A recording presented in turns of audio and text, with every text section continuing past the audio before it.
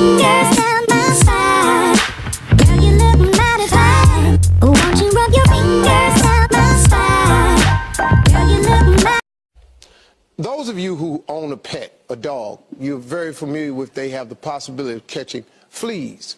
Fleas are one of the smallest insects. Fleas have one of the highest vertical leaps of any living insect based on their size. A flea has a 36-inch vertical leap.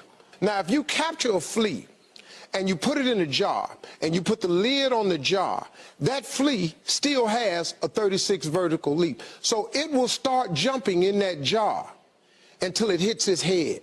And once it hits his head, he starts making adjustments. So then the flea reduces his jump, and he jumps just high enough to where he almost touches it, but he don't hit the lid and get knocked back down.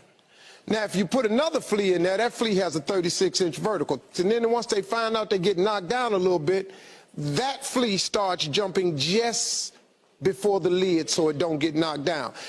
Funny thing happens. If these fleas have baby fleas in a jar, these fleas are born with a 36-inch vertical.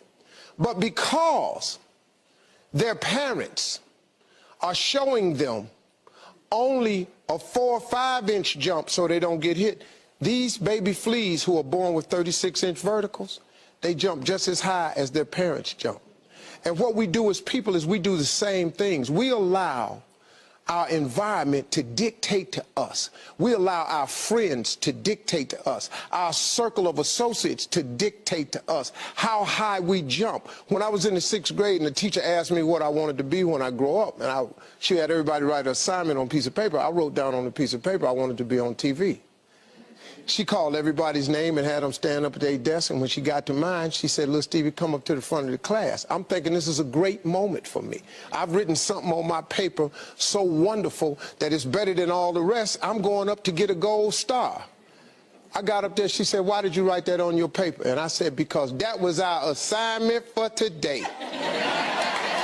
She said, "But why did you write it on your paper, though?" I said, "Because I want to be on TV." Then she just started breaking me down. Who do you know on TV? Anybody in this school ever been on TV? No, ma'am. Anybody in your family ever been on TV? No, ma'am. She just destroyed me in front of these cats. I thought I was getting the gold star, found out I wasn't. I was heartbroken.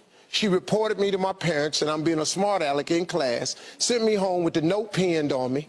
I got home, I'm thinking I'm in a world of trouble. My mom tells my dad that I've been a smart aleck in class and I'm writing down stuff that's unrealistic. He said, "Well, what did you want to be, son?" I said, "I wrote on my paper, I want to be on TV." He looked at my mother and said, "Well, what's wrong with that?" She said, "Because the teacher says that's unreasonable." He said, "How does she know?" And that was the first moment that I found out that my father, who had a 3rd grade education, who my mother taught to read and write, I said, "Man, this guy's on to something." So he told me what did she want you to write? I said, "A policeman or fireman or ball player." She said, "Write that on the paper and give it back to her." She said, "But every morning when you wake up, take your paper, put it in your drawer. Read your paper every morning when you wake up, and read your paper every night before you go to bed.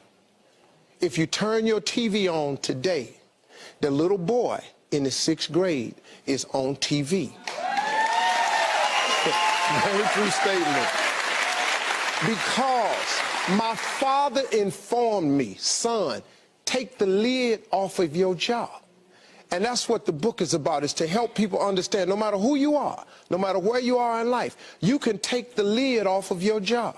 And if you're wondering if you still have the lid on in your life, here are some clues that's going to let you know that the lid is still on. If you're not excited about waking up in the morning, if you're sitting around bored out of your mind, if you got time to do everything anybody asks you to do, you probably got the lid on. If when you tell your dreams to all your friends, it makes sense to them, you got your lid on, man. Your dreams should not make sense to everybody. You got to say something that make people go, "How you going to do that?" That's when you got the lid off. And if I were you, I'd do that. I'd take the lid off. Makes sense to me, don't it?